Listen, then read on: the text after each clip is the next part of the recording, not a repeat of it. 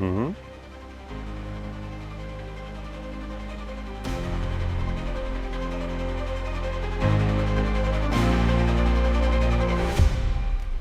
Boum.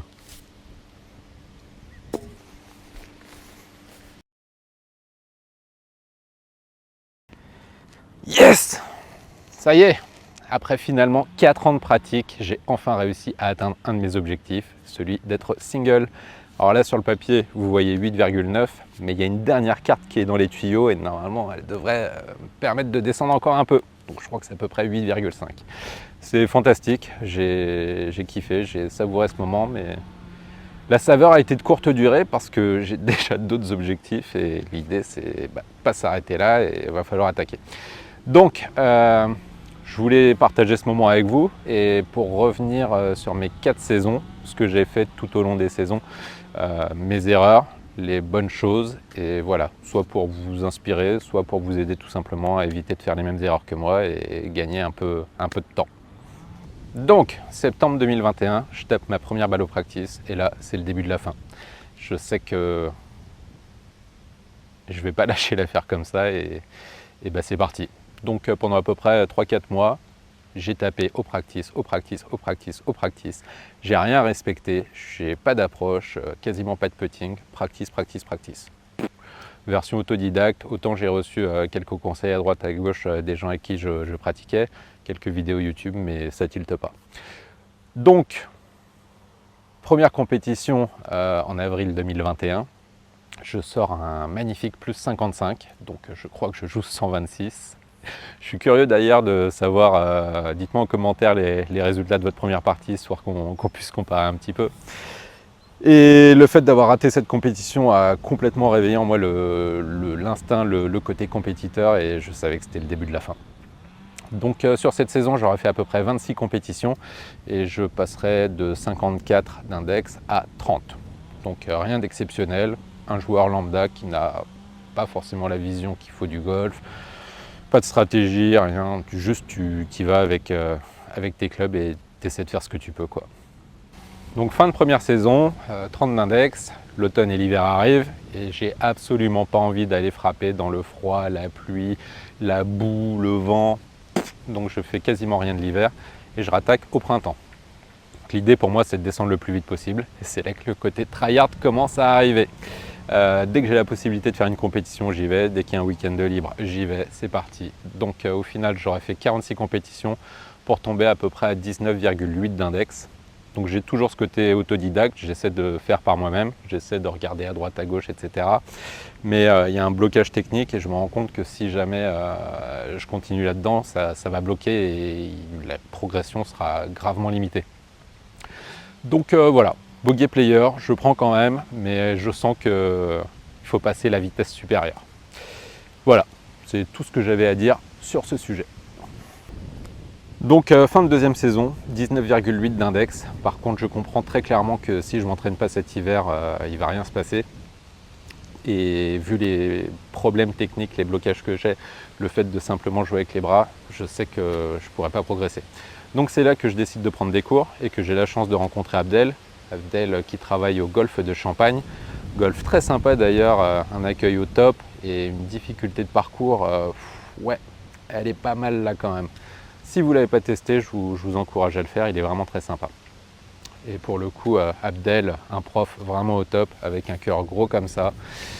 Et voilà, on a repris toutes les fondations ensemble, il y a eu du gros travail et on a enchaîné ça sur l'hiver, sur un terrain qui était particulièrement gras, donc ça a permis de travailler pas mal les contacts. La saison se passe plutôt très bien, je passe de donc 20 d'index à 12,3 avec ma meilleure carte à plus 7.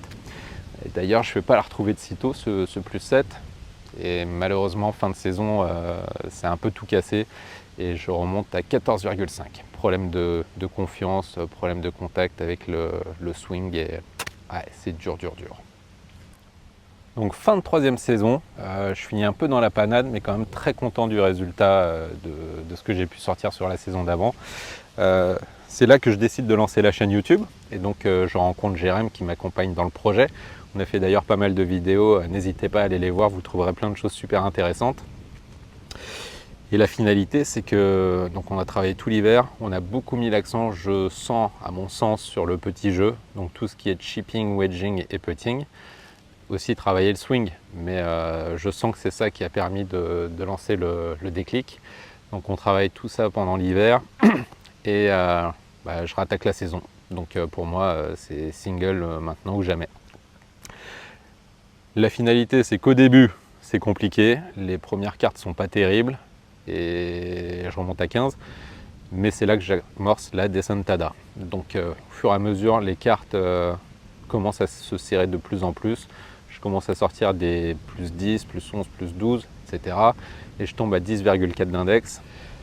Je me dis, c'est pas possible, on n'en est pas loin, il faut vraiment pas grand chose pour y arriver.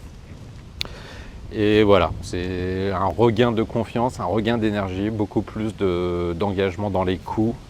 Les drives sont beaucoup plus réguliers et le petit jeu qui explose. C'est là que j'ai commencé à sortir les cartes à plus 6, plus 7, plus 8, plus 9.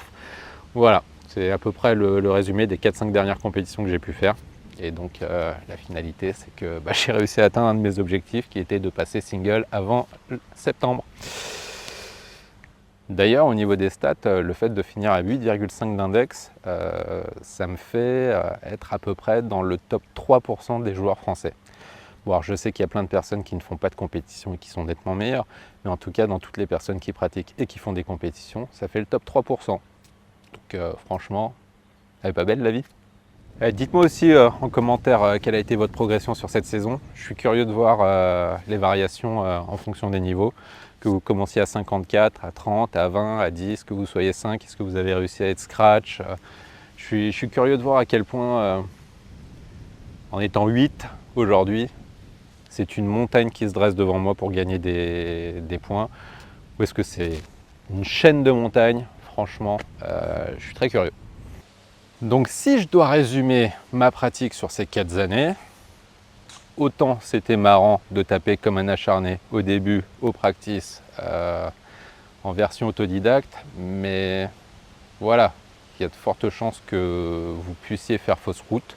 Donc moi je conseille vraiment de prendre des cours rapidement pour pouvoir avoir les bases, quitte à pouvoir vous entraîner ensuite derrière tout seul. Mais voilà, ça, pour moi c'est le premier conseil primordial. Le deuxième, qui m'a beaucoup aidé, c'est qu'au bout de 2 ans et demi de pratique, j'ai compris que s'énerver, ça ne m'aidait pas. Donc aujourd'hui, si je rate un coup, je ne dis pas que je vais en rigoler, mais on n'en est pas loin. Au pire, je vais être un peu saoulé, mais je ne m'énerve plus. Et d'ailleurs, une personne m'a dit, dans une compétition où je me suis crash, franchement, ça fait plaisir, tu joues pas bien, mais tu t'énerves pas. Et c'est vraiment très agréable. Donc merci à lui de l'avoir noté. Et une autre personne m'a fait un autre compliment que j'ai beaucoup aimé, un peu plus nuancé. Il m'a clairement dit franchement, t'as rien de particulier au golf, mais alors putain, on peut voir tous les efforts que tu mets pour pouvoir atteindre tes objectifs. Et ça m'a fait grave plaisir. Un autre petit conseil qui n'a pas de prix, c'est travailler le petit jeu. Le petit jeu, le petit jeu, le petit jeu. Que vous soyez débutant, que vous soyez milieu, etc. Vraiment, le fait d'arriver à améliorer ses contacts au chipping et au wedging, ça va découler sur la suite, sur le reste, sur les contacts, sur le swing, sur le drive. Je ne m'en étais pas rendu compte à ce point-là. D'ailleurs, je crois que sur les formations de pros de l'époque, quand ça commençait, ils partaient du green pour pouvoir finir au back tee. Donc au début, tu travailles le putting, après tu travailles le chipping, et après le wedging, et au final, au fur et à mesure, tu travailles les plus grands coups. Donc je comprends cette logique maintenant, et elle est vraiment pas déconnante. Donc stratégiquement, l'idée de passer single et d'avoir autant enchaîné les compétitions pour y arriver, c'était de m'ouvrir la porte des grands prix. Alors je vais essayer de calmer le jeu et d'en faire moins, même si j'y crois pas une seule seconde, parce que c'est vraiment un plaisir. L'idée c'est de pouvoir accéder maintenant à différents grands prix en étant 8,5. Normalement il devrait y avoir pas mal de portes ouvertes. J'ai d'ailleurs les promos Mon Griffon qui m'attendent ce week-end, le Grand Prix de Templiers en septembre et le Grand Prix de Gadencourt en octobre. Donc j'ai bien conscience que mon index aujourd'hui il est pas forcément solide. Une fois que j'arriverai à reproduire ces scores en GP, là on pourra parler plus sérieusement.